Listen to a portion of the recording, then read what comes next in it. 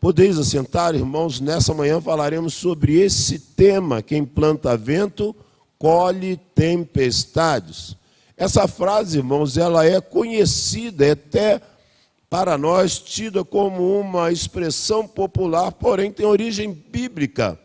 Mas ela geralmente é posta para descrever um período sombrio, marcado por coisas ruins, ou seja, a lei da semeadura, nós colhemos aquilo que plantamos, e certamente que isso vai estar acontecendo na vida desse profeta fujão, rebelde, que, ouvindo a voz de Deus, ele posicionou-se contrário àquilo que Deus estava para realizar em sua vida.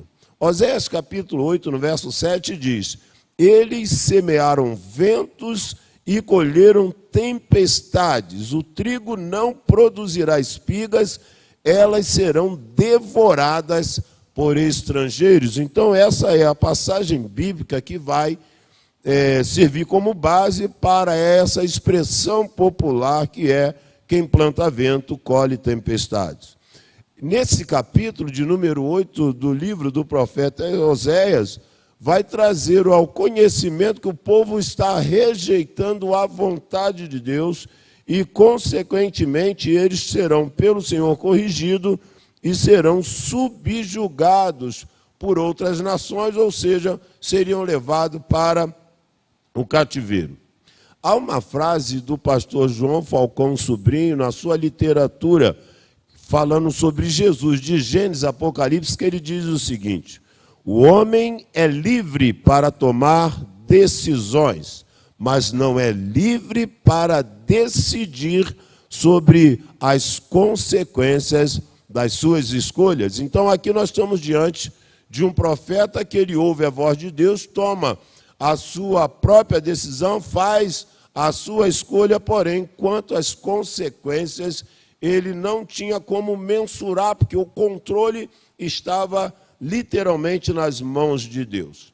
Irmãos, essa doutrina bíblica que nós podemos considerar já no Antigo Testamento, ou seja, é uma doutrina veterotestamentária, ela vai mostrar que desde o princípio essa obra missionária, ela nasce no coração de Deus para alcançar todos os povos, inclusive os gentios, que somos nós.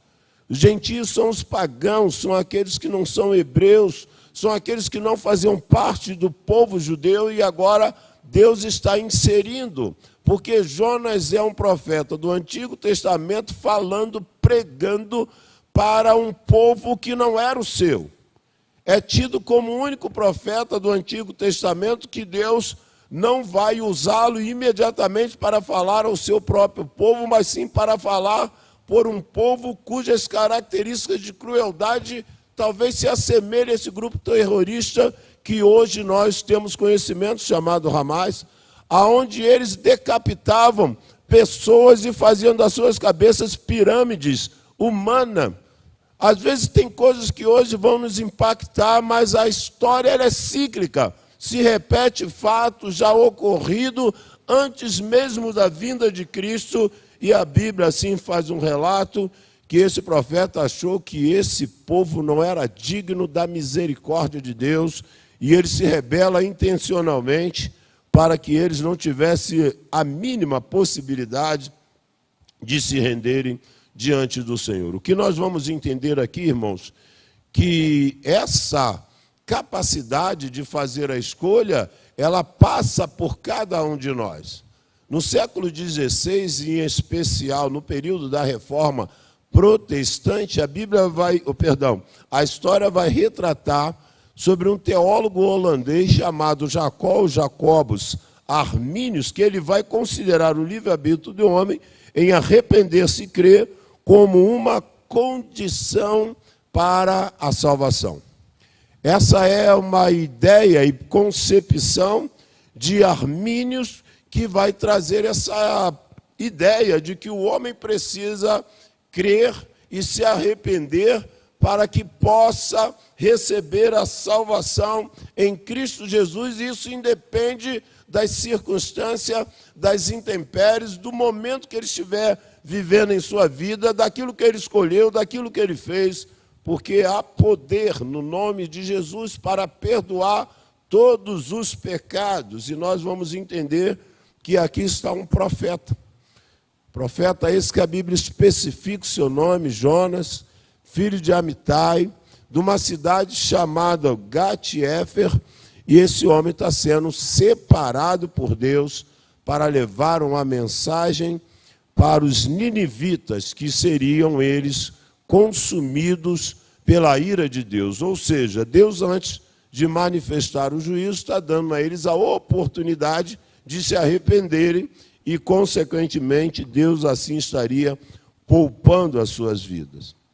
Irmãos, nós vamos ter a compreensão que esse capítulo, o livro de Jonas são 4 capítulos apenas, mas no capítulo 1 ele vai mostrar que esse profeta, rebelde e fujão, ele recebe de Deus uma chamada, faz a opção de fugir e vai trazer sobre si as consequências dessa decisão que ele tomou. Ou seja, Jonas recusa ir até Nínive, porque ele sabia que, mesmo tendo que pregar uma mensagem de juízo, se o povo se arrependesse, eles seriam poupados, seriam preservados, e ele, no seu coração, tudo que nós temos assim, à luz da palavra, deixa claro que ele não queria que eles se arrependessem, ele queria que eles pagassem pelos erros que eles haviam cometido, sobretudo essa maneira cruel de tratar os seus inimigos de guerra. A guerra é muito interessante, irmãos, que ela tem regras. Algumas coisas que excedem aquilo que eles estavam fazendo e certamente fizeram com que eles tivessem a ira de toda uma nação, em especial aqui por parte do profeta. Então Jonas, irmãos, por vontade própria, escolhe ir no sentido oposto àquilo que era a vontade de Deus. Porém, ele vai ter que arcar com as consequências da sua decisão. Eu estava lembrando, irmãos, de uma situação vivenciada por nós no Rio de Janeiro, onde que tinha um casal num conflito muito grande. Conflito esse que fui procurado várias vezes à noite, às vezes até pela madrugada, tentando trazer paz, calmaria àquele lar. E eu me lembro que, na ocasião, a jovem estava sendo tão oprimida que ela falou: eu vou abrir mão desse relacionamento, esse relacionamento não dá para estar ainda de pé. E eu me lembro que isso me trazia uma inquietação muito grande. Pastor não tem a característica como tem algumas imagens de escultura que atribuíram para ela, que é casamenteiro, né?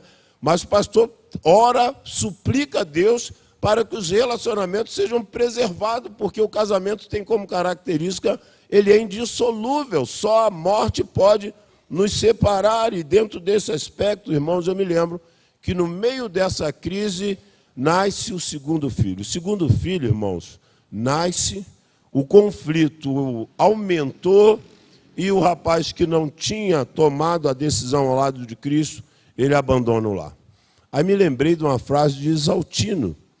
Pastor Exaltino Coelho, ele tem uma frase que ele diz que filho não é durepox, araldite nem superbonder para remendar relacionamentos que estão vivendo em crise. É momento de buscar em Deus.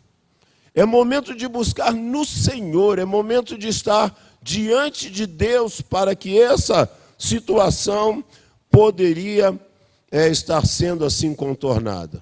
Isso é fruto, na verdade, de uma escolha que ela havia feito de entrar no jugo desigual, mesmo sabendo de que aquilo tinha uma probabilidade muito grande de dar errado.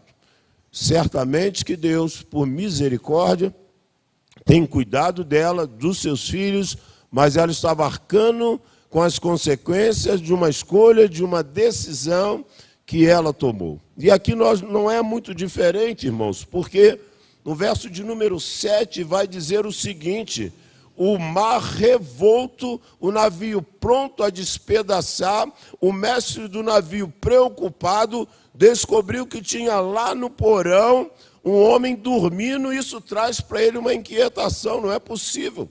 O navio vai despedaçar, você está aqui dentro. nessa letargia, nesse sono profundo. Irmãos, o que vai acontecer ali, irmãos? Que nós vamos observar que eles vão lançar sorte. Isso era uma prática dos judeus no Antigo Testamento. Urim e Tumim era uma forma de adivinhar ou de tentar entender qual era a vontade de Deus. Eram duas pedras, uma tinha uma resposta positiva e outra negativa. É como se nós tivéssemos nas mãos hoje dois dados. Vamos jogar para lançar sorte aqui.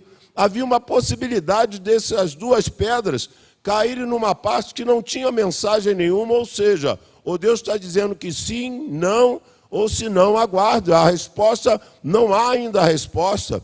E eles vão lançar sorte, e a sorte cai sobre quem? Sobre Jonas, ou seja, ele identifica qual é o problema. Jonas está aqui, irmão, escondido lá no porão. Aqui ninguém me vê, parece criança brincando de pique-esconde, né? Que ninguém mais sabe aonde ele está, mas Deus que vê todas as coisas.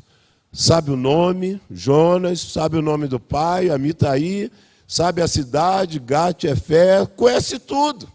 E naquela hora Deus vai permitir, pois era uma prática dos judeus, naquele período, de identificar. Sabe o que a Bíblia nos mostra, irmãos? Que não há como fugir da vontade de Deus, irmãos, para nossas vidas. Pois pode ser que nós estejamos plantando vento, e quem planta vento colhe tempestade. Não vale a pena relutar contra aquilo que Deus está fazendo. Deus é Senhor, irmãos. Nós estávamos estudando de manhã que Deus permitiu que o seu povo fosse levado para o cativeiro e ali iria preservar a sua vida. Deus, irmãos, não nos abandona, não desiste de nos amar. Ele está o tempo todo conosco, aonde quer que nós estejamos, mesmo quando nós erramos nas nossas escolhas e nas nossas decisões. Aquela jovem, como eu disse, foi fruto de um jugo desigual que ela fez mais ou menos como se faz hoje, né? Vou pagar para ver. Jonas foi outro que pagou para ver, pagou a passagem para ir para Tarso, quando na verdade deveria ir para Nínive, e o preço, na verdade, foi muito maior do que aquilo que ele estava disposto a enfrentar. Então nós podemos perceber, irmãos, que Deus está sempre nos dando a oportunidade de observar que as nossas escolhas, às vezes, você é tido até como alguém que protela muito a sua decisão, alguém que alguns chamam de procrastinador, né? Mas é melhor, tem coisas que você precisa fazer isso. Ela foi levar a irmã lá embaixo. Para sair casamento, irmão, levou tempo. A gente vai orando, a gente vai buscando, a gente vai pedindo a Deus confirmação, a gente vai verificando uma série de coisas. Porque sabe que a decisão, irmãos, são as duas maiores decisões que nós tomamos aqui, irmãos. O Deus que nós vamos servir e a mulher com quem nós vamos casar. Porque essas características de casamento monossomático, os dois tornam-se uma só carne, casamento indissolúvel, que só a morte separa. Então, não dá para olhar para o lado, é o que tem para hoje, não, é o que tem para a vida toda, irmãos. Por isso que Deus está nos dando, assim, essa possibilidade de sequer flertar com o erro, com o pecado, com coisas que não são do seu agrado. No verso de número 8, irmãos, a Bíblia já diz que a sorte cai sobre ele, aí começam a interrogar. Você entra aí, meu irmão, qual é o seu povo? Qual é a tua ocupação? Quem é você? E agora, irmãos, quando isso vai ocorrer, nós entendemos mais uma vez que não há como ele se ocultar de Deus, não há como fugir da presença de Deus. Deus continua no controle de todas as coisas. Irmãos, quando Pedro está diante de uma servente, de uma serva, em que o identifica pela maneira como ele falava, e eu louvo a Deus, irmãos, quando nós somos identificados como cristão, independente de ter gravata, de ter talvez uma roupa que nos identificasse como isso, de não estarmos sequer com a Bíblia, e alguém consegue identificar pelas nossas palavras, mas, sobretudo, pelas nossas atitudes nos lugares onde nós estamos inseridos, na escola, no trabalho, no local onde nós residimos. É aqui, quando a Bíblia fala que Pedro ele é identificado, irmão, sabe o que vai acontecer? A palavra de Deus está se cumprindo, o galo canta 2 vezes, ele nega 3, e depois ele vai chorar copiosamente, amargamente. Eu caí, eu pequei, eu errei, eu neguei a Jesus. Jesus depois o chama, depois de ressurreto, pergunta 3 vezes para ele: Pedro, você me ama?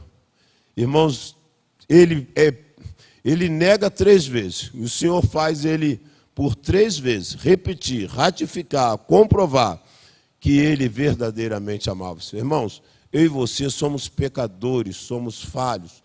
Não traga sobre você um peso maior do que você pode suportar. Há várias pessoas que falam: eu não me perdoo. Quem disse que perdão é prerrogativa tua? É divina. Quem perdoa é Deus. Então esse é o momento que nós precisamos também entender que ele se posiciona entendendo que está agora sendo questionado acerca da sua decisão. E esse é o momento que Deus está preparando Jonas para inseri-lo novamente no centro da sua vontade. Irmãos, quando saímos da vontade de Deus, não acabou. Continua, porque a luta da carne contra o espírito, ela é até a volta de Cristo. Então, o que nós precisamos fazer? Estou fora, vou entrar novamente. Li a Bíblia, irmãos. Tinha época que eu lia, orava, que eu tinha tempo para evangelizar. Hoje não faço mais nada disso. A hora de voltar é hoje. É Deus dando alerta, starteando o processo, dando oportunidade de nós entendermos que Ele está sempre nos trazendo para o centro da sua vontade. No verso 9 diz, aí ele começa a se identificar: sou hebreu, temo ao Senhor que fez. Irmão, se for ver o verso 9, o normal é nós falarmos: o meu Deus criou a terra e o céu. Perdão, a terra e o mar. E ele vai dizer aqui, olha só, sou hebreu, temo ao Senhor que fez o mar e a terra. Quando ele diz o mar, alguns teólogos dizem que aqui ele identifica como culpado realmente. Por quê? Se eu estou no mar, o mar está revolto, esse fujão está no porão, o único que não clama ao Deus dele, esse cara é o culpado, pô. O Deus dele é o Deus do mar, e o mar está revolto, é por causa dele, pô. E aqui talvez ele não tenha nem percebido, né? É como algum lugar que você está, fez alguma coisa que não agradou a Deus e alguém vai te encurralando, você fala: epa, sou cristão também. Mas nem parece, não é? Por quê? As atitudes não o identificava como. E Deus vai confirmar que ele é o culpado pelas suas próprias palavras. Nós lemos aqui na quarta-feira, né? Pelas nossas palavras nós somos justificados, mas por elas também nós somos condenados. Porque o conhecimento, ele traz sobre nós uma responsabilidade maior. A Bíblia fala de proporcionalidade. A quem muito foi dado, muito será cobrado. Então, o conhecimento, ele nos ajuda a entendermos o momento que estamos passando, porém, traz sobre nós uma responsabilidade muito grande. No verso 10, eles sabiam que Jonas estava fugindo da presença do Senhor. Por quê?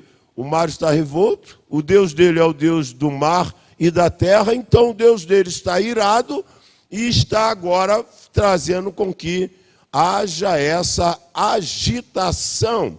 Ou seja, irmãos, esse é o momento em que ele tem a oportunidade de estar falando acerca daquilo que eles tomaram conhecimento, ou seja, que ele estava realmente fugindo da presença de Deus. Aqui, irmãos, as palavras de Jonas, ela vai estar corroborando, confirmando, comprovando pelas suas atitudes. E a atitude dele aqui, na verdade, não testificava. Ou seja, a única coisa que testificava é que ele era realmente aquele que estava dormindo no porão, que precisava ser despertado, acordado dessa letargia, desse sono profundo, porque clamar ao seu Deus seria a resposta que eles precisavam para serem livres daquela tormenta. O verso 11 diz: o que devemos fazer para que o mar se acalme, Jonas? Aí Jonas aqui, irmãos, é virtude. Deus espera de nós essa atitude, irmãos. quando errarmos, reconhecermos que nós erramos. Eu estava falando sobre 3 coisas que ajudam a restaurar o casamento, tanto para a mulher quanto para o marido, quando errar. É só dizer, eu errei, me perdoe, aí tu fecha depois a restauração, eu te amo. Ou seja, quantas vezes vai falar isso? Quantas vezes forem necessárias, que é o que está acontecendo com ele, irmãos. Ele está dizendo o seguinte, numa maneira virtuosa de reconhecer o seu erro. Ele diz, lançam-me no mar, e o mar ficará calmo, pois eu sei que por minha causa essa tempestade caiu sobre vocês. Uma atitude corajosa de Jonas, que está agora dizendo, olha, eu sou o culpado. Se eu for lançado no mar, a ira de Deus será aplacada, a tormenta se transformará em bonança, porque Deus está tratando comigo. Irmãos, Deus trata conosco individualmente, mas algumas atitudes nossas, ela pode às vezes afetar toda a nossa família e até mesmo outras gerações. Há vários relatos, de que pais, pelo seu procedimento, levaram os filhos a agirem da mesma maneira, porque alguns deles foram estimulados. Quando não era crente, via uma coisa que me chamava muita atenção, e de forma negativa, o pai às vezes pega a chupeta, molha na cerveja, na bebida alcoólica e bota na boca do filho. Está jogando o filho para o abismo. Esse filho, em alguns momentos, torna-se um ébrio. Nós tivemos um relato de um irmão nosso lá no Rio, diácono da igreja, resgatado pelo Senhor das Trevas, que morre de cirrose, porque as consequências perduraram, irmãos. Esse homem está salvo, a morte dele se dá por uma situação que ele agora não estava entendendo, que aquilo na sua vida foi algo que ele decidiu, mas que a sua atitude corajosa de aceitar a Cristo trouxe para ele restauração, sobretudo na sua vida espiritual. Irmãos, nós queremos encerrar nessa manhã, entendendo que quem planta vento, colhe tempestade. Sim, descreve um período sombrio, marcado por coisas ruins, como consequência daquilo que escolhemos, que decidimos, aquilo que às vezes até mesmo priorizando. Mas que coisa tremenda, e essa história nos mostrará que essa atitude corajosa dele traz uma consequência. Alguém gritou lá, homem ao mar, ou seja, esse grito é dado no navio quando alguém cai no mar. Quando alguém, pela tormenta, pelo mar bravio, fazendo alguma coisa próximo da borda, ele é lançado ao mar. Imediatamente há uma mobilização para o resgate desse homem. Só que ali não foi um acidente, e ele mesmo de forma corajosa. Se fui eu que errei, eu vou arcar com as consequências disso. Porque Jonas conhecia o Deus misericordioso, o Deus que dá uma nova chance, uma nova oportunidade. Como diz o Asbe, a vida cristã vitoriosa, ela é cheia de recomeço. Quero voltar ao início de tudo. E esse mesmo homem vai ser posteriormente tratado por Deus e enviado a Nínive para assim proclamar as boas novas de Deus.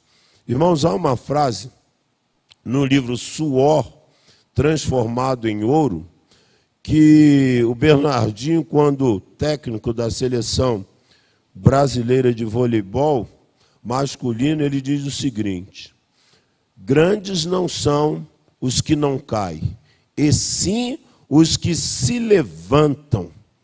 Irmãos, o filho pródigo caiu e se levantou. Pedro caiu e se levantou. Sansão caiu e se levantou, ainda pagando o preço da sua própria vida, porque isso retrata o Deus que nós servimos, que não lança no nosso rosto aquilo que fizemos de errado, mas estende as suas mãos para nos dar uma nova chance, uma nova oportunidade, como fez também com o profeta Jonas. Nós vamos ler agora Salmo 20, no verso 8, para estarmos orando e encerrando nesta manhã. Esse salmo retrata aquilo que nós acabamos de ler, que grandes não são os que não caem, mas sim os que se levantam. Vamos ler junto? Eles se encurvam e caem. Nós, porém, nos levantamos e nos mantemos de pé. Quem faz isso é o nosso Deus, com mão forte estendida, tentando trazer para nós a solução, a resposta e o auxílio que dele nós precisamos. Soberano e eterno Deus, graça nós te damos nessa manhã. Temos a convicção e a certeza de como ocorreu na vida de Jonas. Nós também já tomamos decisões e fizemos escolha, que dela depois nos arrependemos. Alguns de nós trazemos no nosso próprio corpo, na mente, ó Deus, marcas que até hoje, quando são, ó Deus, tocadas, ainda geram dor. Mas nós hoje entendemos que o Senhor perdoou todos os nossos pecados, que o Senhor é o Deus que nos dá uma nova chance, uma nova oportunidade, assim como vai dar a esse profeta que é considerado rebelde e fujão, mas que o Senhor ouviu seu clamor, restaurou a sua vida e confiou a ele, ó Deus, uma mensagem, um povo e uma nação que precisava ouvir acerca de Deus. Eles, quando ouviram, se arrependeram, foram, ó Deus, pelo Senhor perdoados. O Senhor deu a esse povo uma oportunidade para que eles, ao ouvir a tua palavra, se rendesse e se encurvasse diante de ti. Pai, nos ajuda, como igreja, como cristãos, para estarmos sempre fazendo esse autoexame, identificando aquilo que possa, de alguma maneira, estar atrapalhando o nosso crescimento espiritual e a nossa maturidade cristã.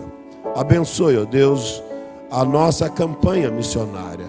Ó Deus, há muitos irmãos nossos no campo, levando a palavra de Deus, abriram mão da sua profissão, da sua família, da sua nação, do seu estado, enfim, ó Deus, eles entenderam que encontraram uma causa que vale a pena abdicar de todas as outras para viver, ó Deus, com toda essa intensidade na pregação das boas novas de Cristo Jesus.